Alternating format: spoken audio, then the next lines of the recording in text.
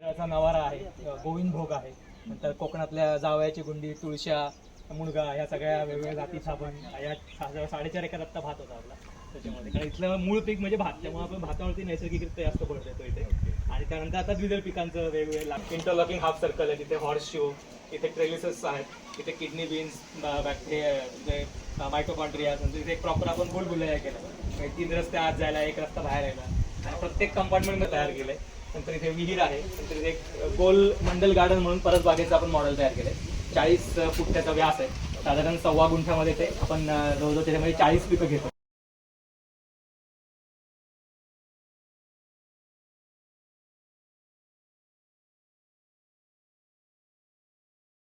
हे सगळं नोटील आहे. आणि त्याचबरोबर आंब्याची बाग आणि लिंबाची बाग, आता मी जवळजवळ आपला 3-3.5 एकरपर्यंत आपण नोटीलमध्ये आपण काम करतो.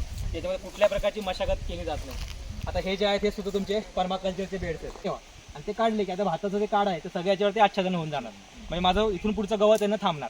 तर अशा प्रकारे हे सगळं आहे. त्याच्यामध्ये तुम्ही बघाल तर वांग, मिरची, नंतर इथे आपण खास स्ट्रॉंग वासाची झाड, आता हा तुम्ही बघाल तर शेपूचा झाडवर्गीय झुडूप केलेली आहे. म्हणजे आपण आता काल आपल्याकडे हुरडा पार्टीचं सुरू झाली मागच्या आठवड्यापासून, तर 12:30ला हे सॅलेड हार्वेस्ट होतात, 1 वाजता पर्यटकांच्या ताटामध्ये. तर पर्यटकांना एकदम खुश की बाबा ताजे नैसर्गिक फ्रेश सॅलेड आम्हाला अर्ध्या तासात खायला मिळाले.